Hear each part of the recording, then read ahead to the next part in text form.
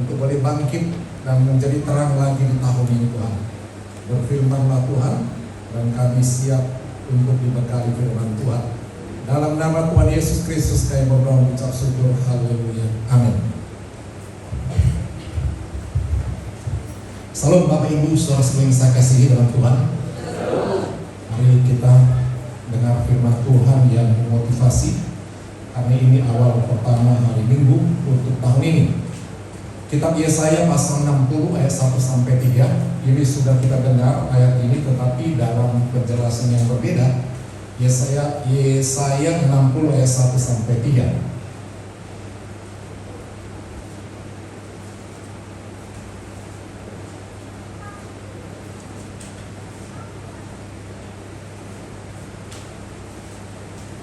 Saya undang kita semua bangkit berdiri. Kita baca bergantian Yesaya pasal 60 ayat 1 sampai 3. Bangkitlah menjadi teranglah, sebab terangmu datang dan kemuliaan Tuhan terbit atasmu. Sebab sesungguhnya kegelapan menutupi bumi dan kegelapan menutupi bangsa-bangsa, tetapi terang Tuhan terbit atasmu dan kemuliaannya menjadi nyata atasmu. Bangsa-bangsa berduyun-duyun datang kepada terangmu, dan raja-raja kepada cahaya yang terbit bagimu. Puji Tuhan. Yang berbahagia hanyalah orang-orang yang teratur mendengar firman Tuhan, merenungkan dan melakukannya sehingga dia mendapat berkat, motivasi, kemajuan dari firman yang dia dengarkan. Satu perintah daripada Nabi Yesaya, tadinya kepada orang Israel, tapi hari ini kita mendapatkan perintah itu untuk kita semua yang harus kita bawa pulang. Dikatakan demikian, bangkitlah menjadi teranglah. Itu poin yang utama saudara. Kenapa dikatakan bangkit? Itu bisa mengartikan kita terbaring, tertidur, terlelap, tidak berbuat apa-apa. Atau bisa berarti kita dalam kegelapan, kita dalam keterpurukan, kita dalam kesusahan, pokoknya semua gelap. Sehingga dikatakan dan menjadi teranglah. Jadi diminta kita di tahun ini boleh bangkit, saudara yang menentukan, karena itu perintah dari Tuhan. Tuhan tidak bisa memaksa orang untuk bangkit. Tuhan juga tidak bisa memaksa orang untuk menjadi terang. Sehingga Tuhan katakan kota di atas bukit tidak mungkin tersembunyi. Dan kalau kita menyalakan pelita, dikatakan jangan meletakkan di bawah gantang. Jadi kita yang menentukan, kita mau bangkit, mau begitu-begitu saja. Saudara yang menentukan saudara. Dan apakah saudara menjadi terang? Terang saudara, dia tidak terang dia bernyala untuk dirinya, tapi dia menerangi semua. Segelap apapun satu ruangan, saudara, kalau ada cahaya terang sekecil apapun akan bisa menjadi terlihat yang tidak kelihatan. Dan itu menuntut orang untuk bisa bergerak. Jadi dua poin yang harus kita bawa tahun ini adalah bangkit, dan kedua menjadi terang, menjadi berkat, menjadi bermakna bagi orang.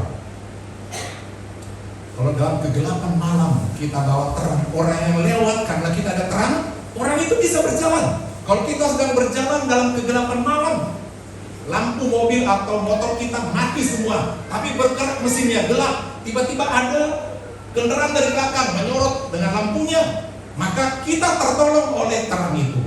Demikianlah orang Kristen yang mau bangkit dan dia mau menjadi terang. Itu poin yang akan kita pegang saudara. Rasul Paulus menjelaskan ayat ini dalam kitab Efesus. Diterjemahkan kalimat perjanjian lama ini ke dalam perjanjian baru. Dikatakan dalam Efesus 5 ayat 14.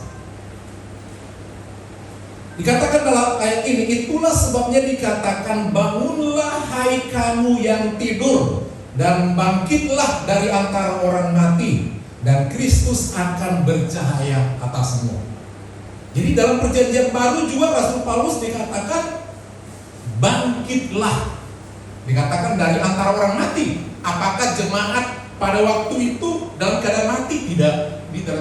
kerohanian, ekonomi, kesehatan, semangat, mati. Benar-benar mati.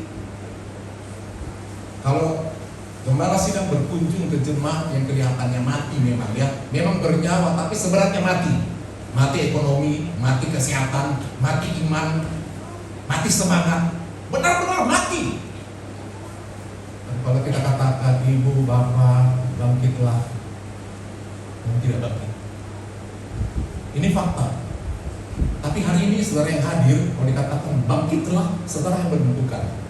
Jadi dalam surat Rasul Paulus ini dikatakan bangkitlah dari antara orang mati dan Kristus akan bercahaya atasmu. Kalau kita mau bangkit, maka cahaya Kristus menyertai kita yang punya semangat bangkit.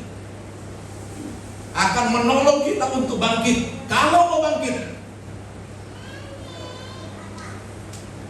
Kalimat atau ayat dalam Efesus 5 ayat 14 ada satu terjemahan. Terjemahan ini gabungan daripada terjemahan bahasa Ibrani, bahasa Inggris, dan bahasa Indonesia.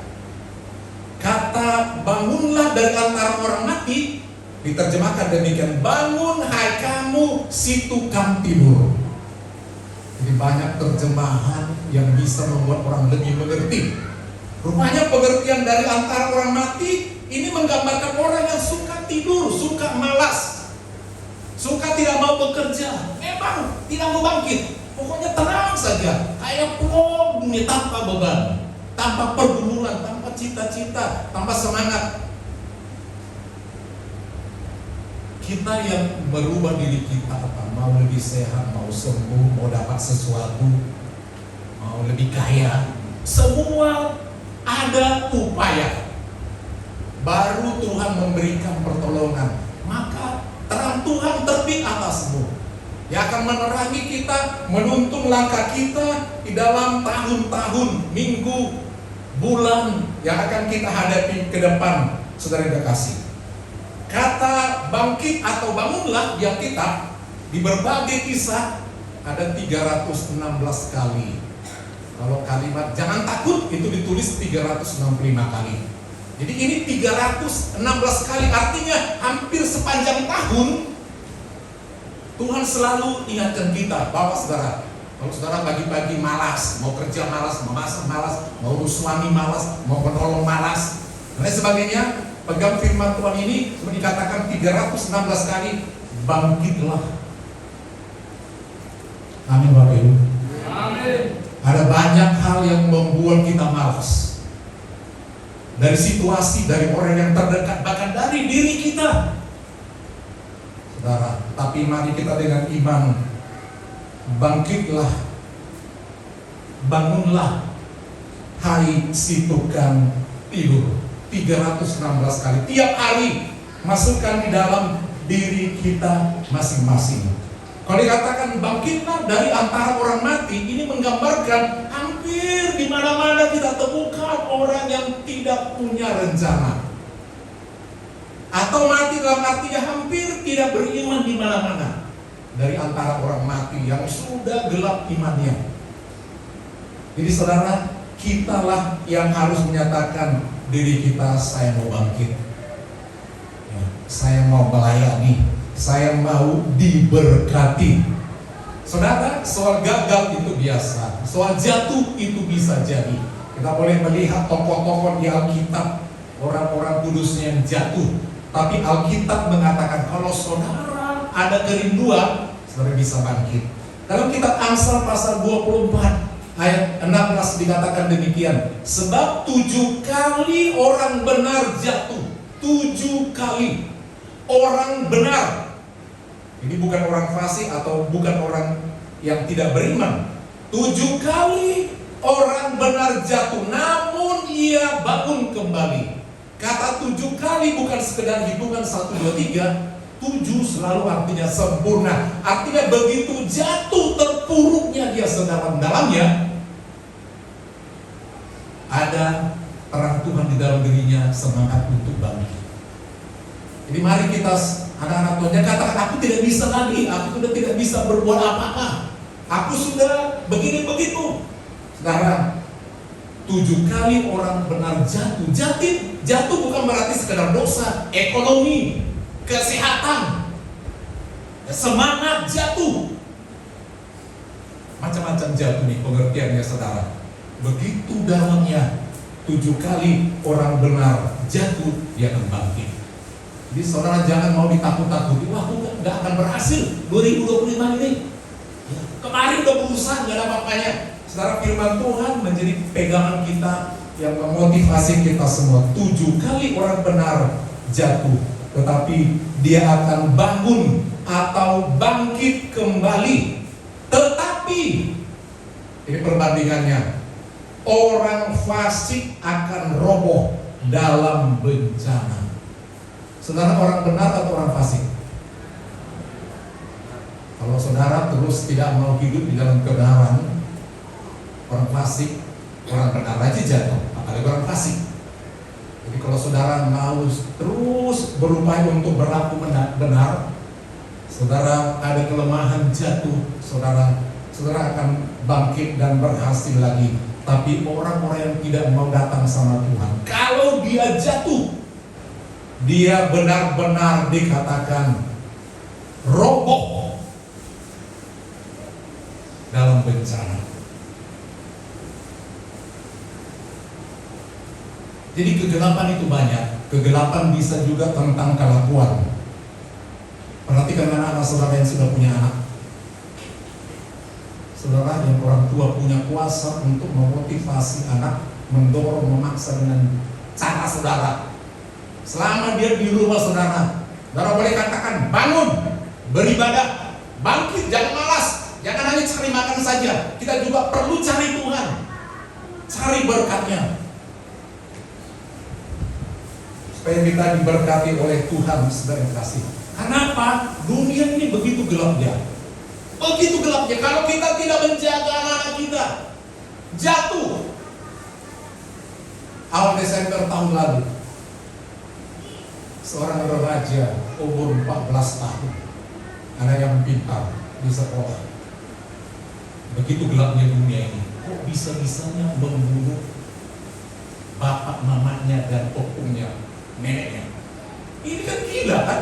Begitu gelapnya bumi ini. Jadi tanpa firman Tuhan, anak kita jangan pikir, oh tenang-tenang aja. Mari Bapak Gembala juga besuk sama remaja kita. Ya, memang gak bisa. Itu pilihan hidup memang. Pilihan hidup tidak datang. Mau dibawa kemana? Saudara ditanya sama anak remaja umur 14 tahun. Bayangkan remaja 14 tahun tahu apa tentang pisau. Kenapa dia begitu berani membunuh, menusuk orang tua yang membesarkannya, menyekolahkannya, mati-matian. Untuk ibunya dalam keadaan sekarat di bawah dan bisa dia bicara, neneknya meninggal. Ketika ditanya, kenapa kau berani bunuh orang tua nenekmu? Apa yang membuatmu berani? Ada bisikan. Tahu bisikan siapa? Iblis. Itu kegelapan. Amin. Amin. Kita harus pantau anak-anak kita, pergaulannya, lihat apa kegiatannya. Jangan pikir di sekolah dia bagus, nilainya bagus. Ada orang mengatakan dia terlalu tekan, dia mesti juara 1. Selalu orang tuanya paksa. Itu juga bisa ada benar, bisa tidak. Saudara, kita tidak bisa paksa anak kita. Amin. Harus pakai ancam-ancam. Jangan. Kita tidak tahu kekuatan mental anak. Kita tidak tahu.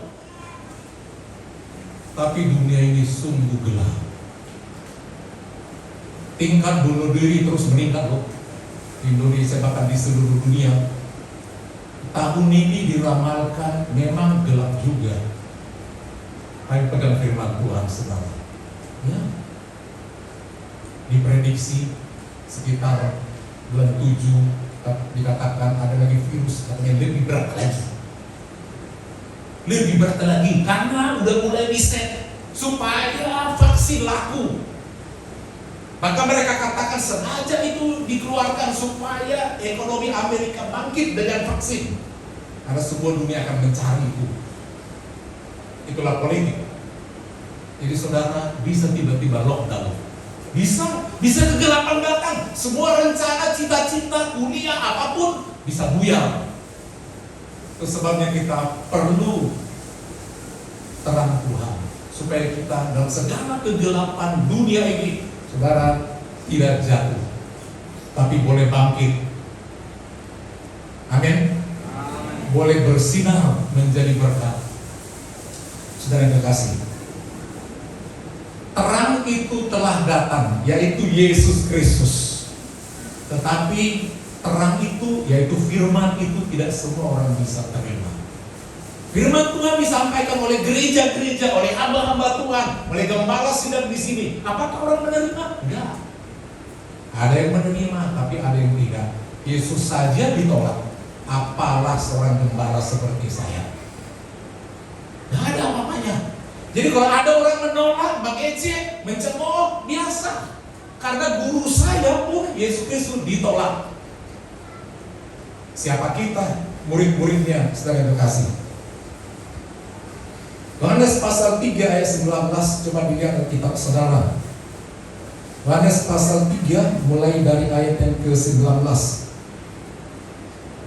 Demikian firman Tuhan. Inilah hukuman itu. Hukuman dong. Inilah hukuman itu. Terang telah datang ke dalam dunia, tetapi manusia lebih menyukai kegelapan. Itu perbuatan jahat. Kebodohan, kemalasan, kecuekan, ketidakmauan dengan pelayanan pekerjaan Tuhan, ketidakmauan dengan dukungan. Jadi dalam ayat ini jelas dikatakan, inilah hukuman itu, terang telah datang ke dalam dunia, tetapi manusia lebih menyukai kegelapan, lebih menyukai. Jadi ada pilihan. Pilihan mana? Yang ini gelap atau terang? Baik atau jahat? Orang lebih memilih gelap. Orang lebih memiliki kejahatan. Orang lebih memilih kepahitan, dendam, yang disebut dengan gelap. Sebab perbuatan mereka jahat. Jadi orang yang selalu malas, selalu keras hati, dan lain sebagainya. Tuhan melihat orang bukan dari KTP-nya atau pengakuan, bukan dari apa yang dilakukannya. Saudara kekasih, jadi hidup ini pilihan. Saudara yang memilih mau bangkit, menjadi terang, mau diberkati. Saudara yang menentukan. Tahun ini adalah tahun di mana kita juga yang menentukan, saya mau maju Tuhan. Kalau tadi Bapak Sagita tergerak seperti itu, puji Tuhan. Semua ada waktunya. Masih muda, mau ambil bagian yang lain. Bagaimana kita yang lain-lain yang sudah lebih tua? Kapan kita mulai berbuat sesuatu bagi Tuhan? Ayat 20, sebab siapa yang berbuat jahat membenci terang dan tidak datang kepada terang itu. Membenci kebaktian, membenci pelayanan, membenci dukungan. Ya, membenci pokoknya. Nggak mau tahu. Membenci terang itu dan tidak datang kepada terang itu. Lalu jemaat, mari datang kepada terang itu. Amin. Di gereja ini ada terang. Kalau saudara lihat tidak ada terang lagi, tak usah datang. Tapi datanglah saudara ke gereja ini. Jangan tinggalkan terang itu atau buang.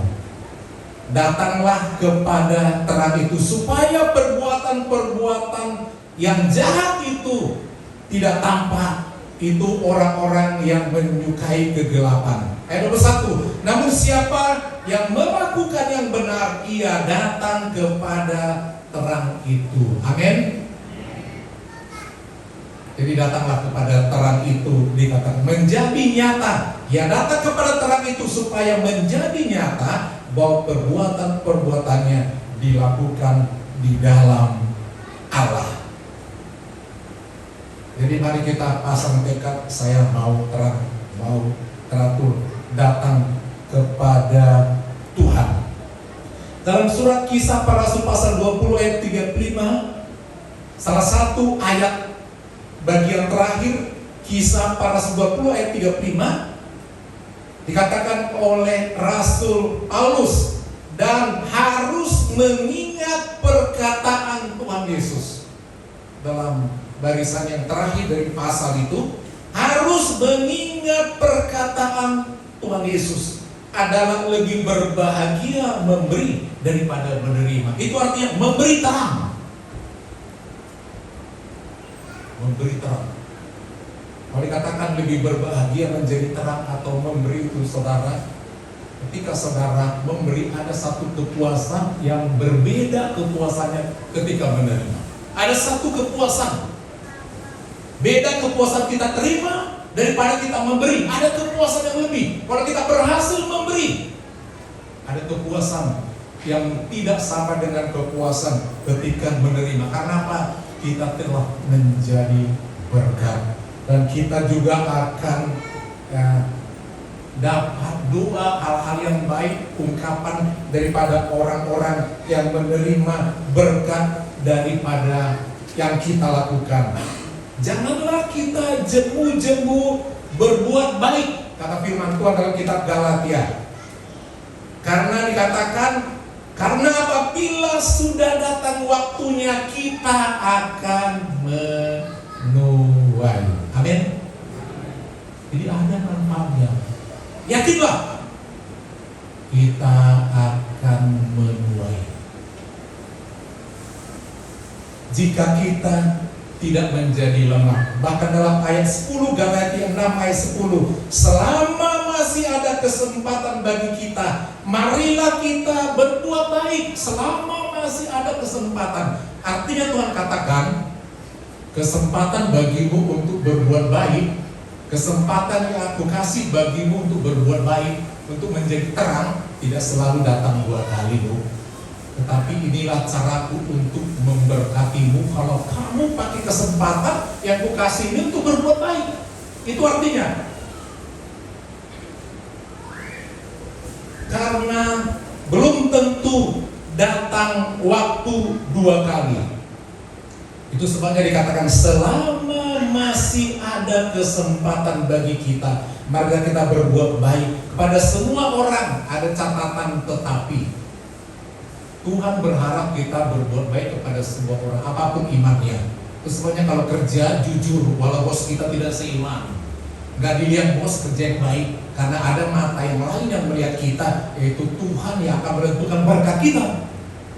Dan kata, oh bosku itu tidak beriman, wah suka-suka kerja. Bos saudara yang lebih tinggi melihat, yaitu Tuhan Yesus Kristus. Gimana sumber berkat itu, saudara? Dikatakan tetapi kepada, terutama kepada kawan-kawan kita seiman. Amin. Amin.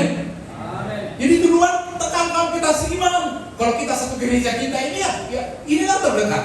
Seiman, satu gereja. Seperti itu. Artinya saudara, mari kita saling memberkati.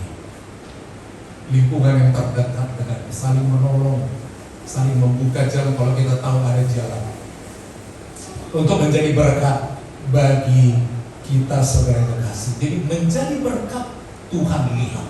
Amin. Amin. Ada satu kesaksian seorang mahasiswa, dia dari kampung, dari keluarga yang sangat susah. Pokoknya seringkali tidak ada uang untuk makan pun hampir tidak ada. Kosnya pun di tempat yang terjelek. Satu kali memang tidak ada uang, cukup hanya beli makan, dan dia pergi ke pojok di tepi jalan. Ada satu keluarga jualan nasi uduk. Dia pergi ke warung nasi itu, dia bilang, ibu, mak, bu, bisa belinya hanya nasi putih. Hanya nasi putih, boleh nggak ya? Oh, bisa nak? Nggak apa-apa. Dia pun makan di warung itu hanya nasi putih. Mahasiswa, tidak ada lagi uang. Dia berpikir apa aku makan besok untuk besok lagi. Bu, bisa aku beli dibungkus nasi putih buat besok mau kuliah. Oh, nah kamu kuliah? Iya. Ibu ini teringat dengan anaknya, putus kuliah dan dipanggil Tuhan, seorang anak Tuhan. Dia teringat kalau anaknya masih hidup. Udah semester berapa nak? Semester ini. Dia teringat anaknya. Kayaknya, ya nggak apa-apa, nanti ibu kasih.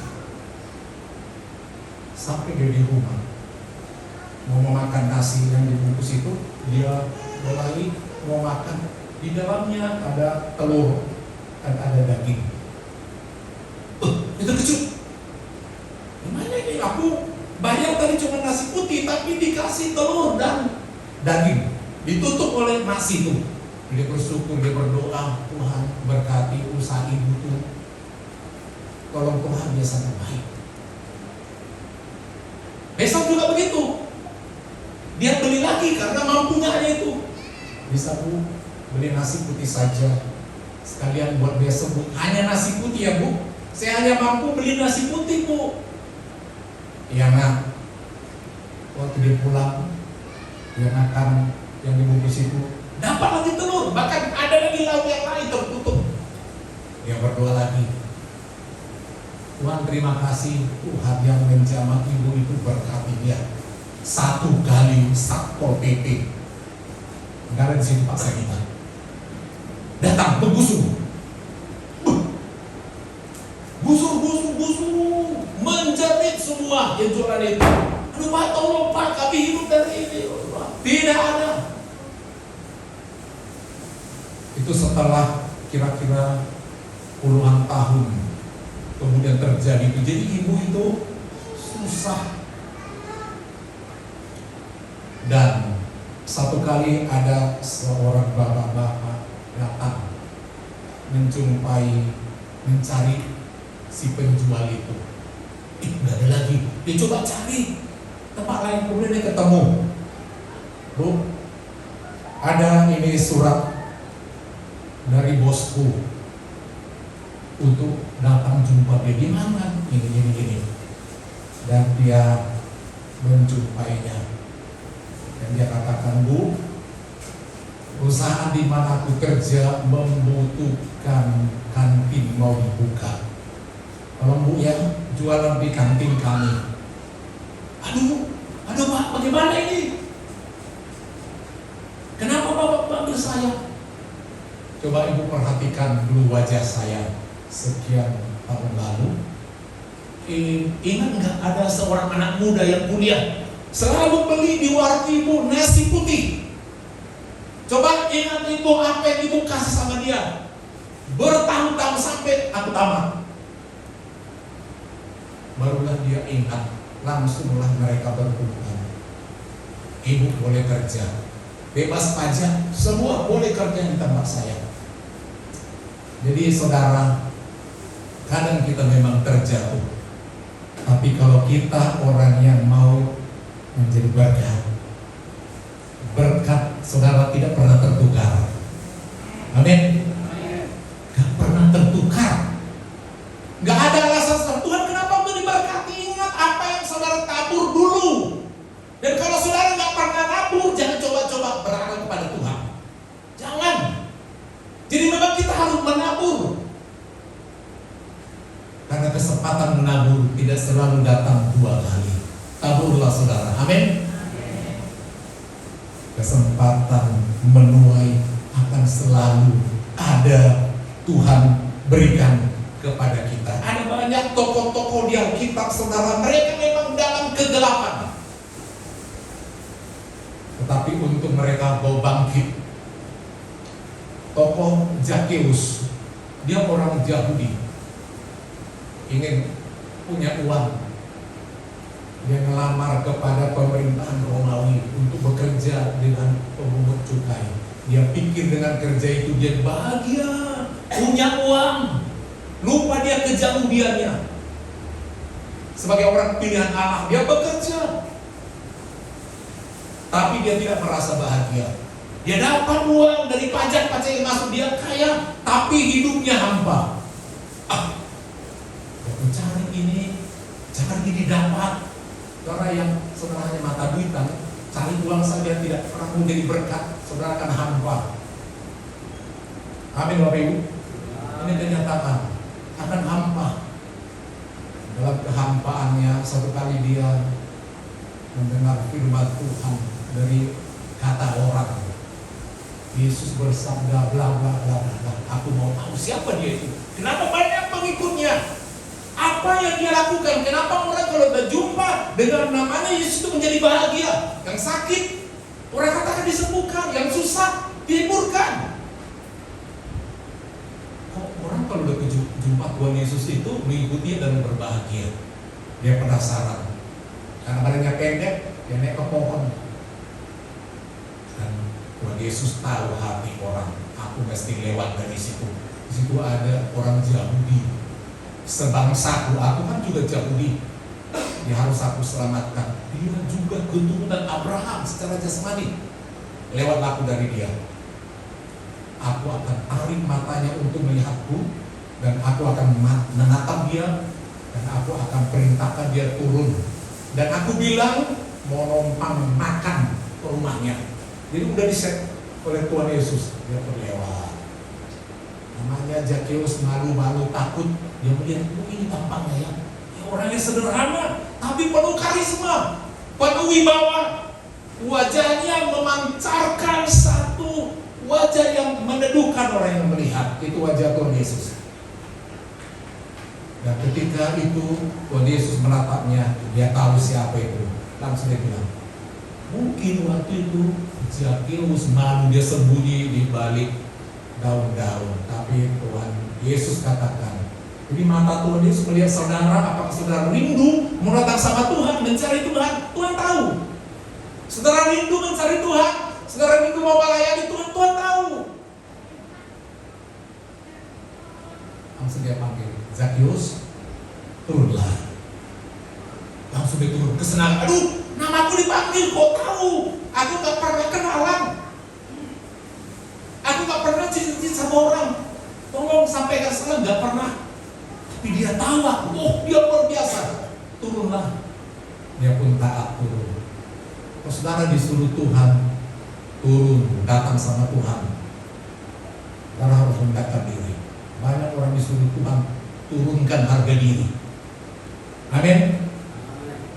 Orang sekarang itu mau naik terus. Tak pernah mau mendekatkan diri. Turunlah. Aku mau menumpang di rumahmu. Numpang, bukan hanya numpang, makan. Sementara kita pelit sama Tuhan, datanglah, ikut murid-muridnya, makan. Bahagianya mengundang Tuhan Yesus dan rombongan. Saya kekasih, dan dia diejek orang. Kenapa datang di rumah pemungut cukai? Orang ejek. Karena kalau kita mau mengiring Tuhan, pasti seringkali mengejek. Sok alim lah, sok melayani lah, macam-macam. Tetapi bagi orang yang mengejek itu dikatakan hari ini telah terjadi keselamatan akan rumah ini, karena orang ini juga anak Abraham. Karena apa? Rupanya di situ dia diterima oleh Tuhan Yesus. Dia langsung katakan, guru, kalau ada yang kuperas dari orang miskin, dari ini akan kukembalikan sekian kali lipat. Langsung dia lari, diambil hartanya, dia bagi-bagi sama orang ini Dia lihat banyak orang miskin, ini.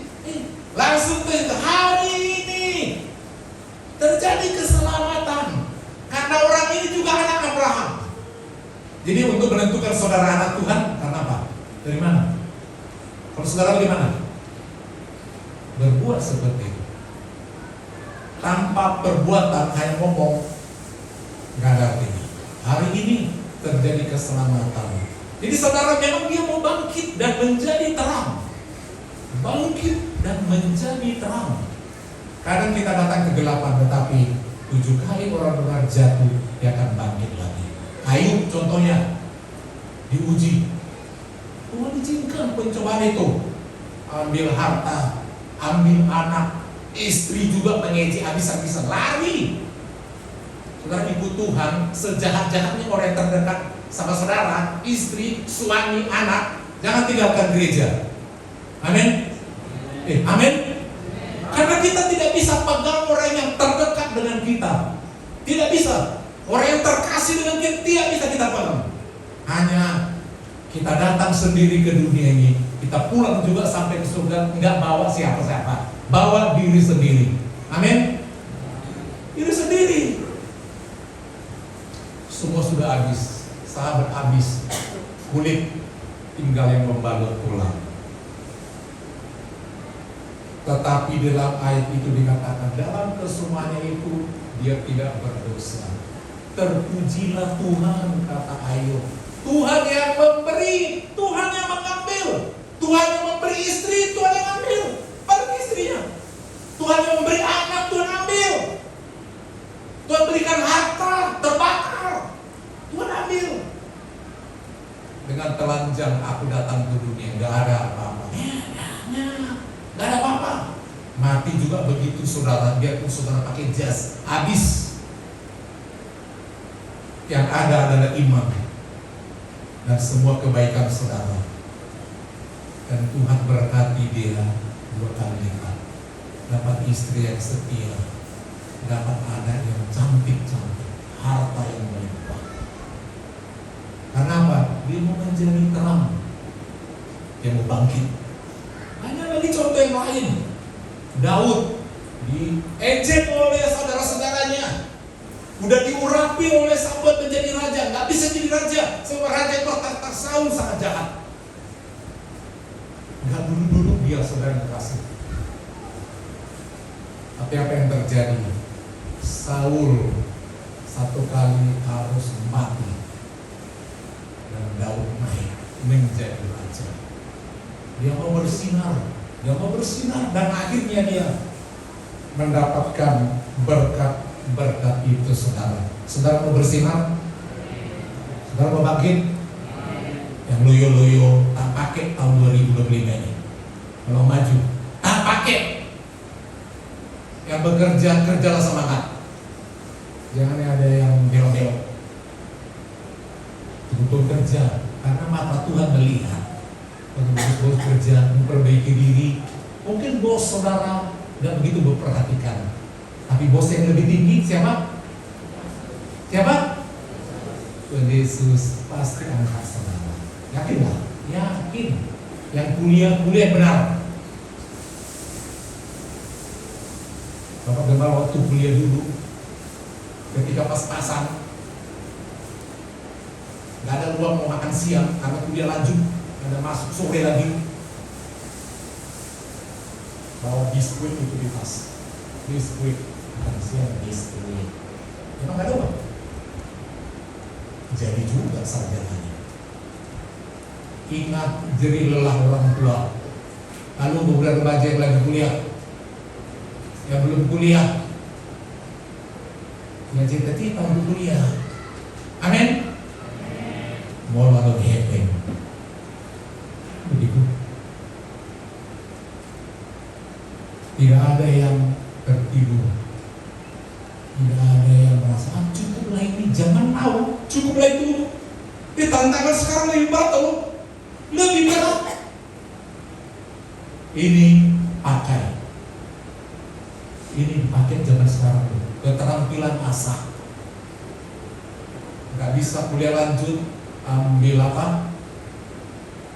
Keterampilan khusus. Boleh nggak? Boleh nggak? Boleh.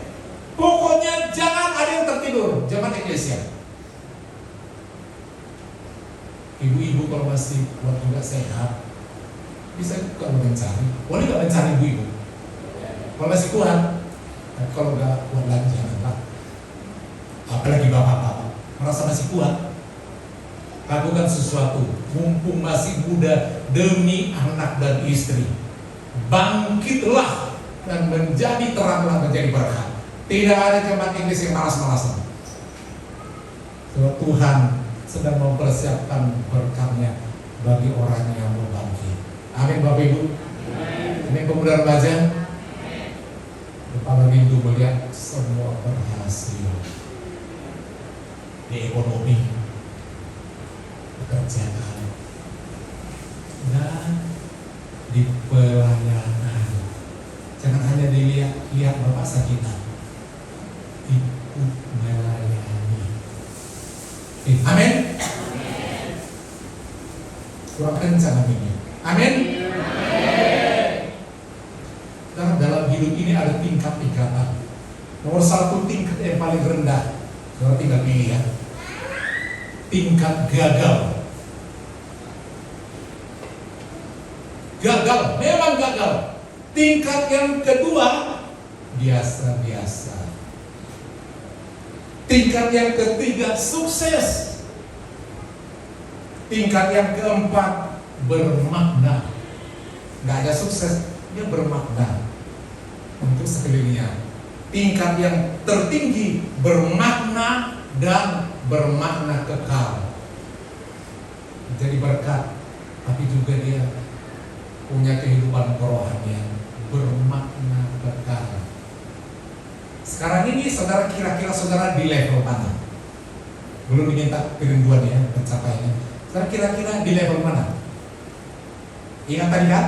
Nomor satu, saudara yang mengkelaskan diri dulu dalam diri saudara. Gagal, biasa, sukses, bermakna, dan bermakna kekal. Ada di level mana sekarang ini? Masa gak ada yang tahu penilaian diri sendiri? Tolong kedengaran dulu. Di level yang mana? Itu judul lagu, mulanya biasa saja. Tapi jangan lupa, jangan hanya biasa saja. Amin. Amin.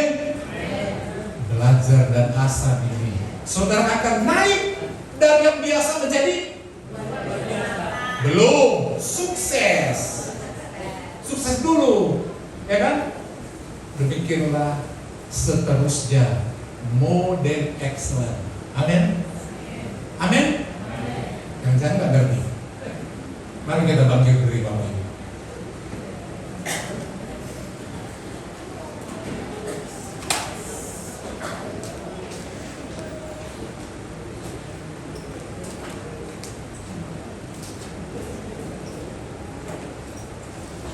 Satu pujian mengatakan, Tuhan, ini tugas kami. Berikan pada kami hati yang mengasihi jiwa-jiwa yang belum mengenal kasih Bapa.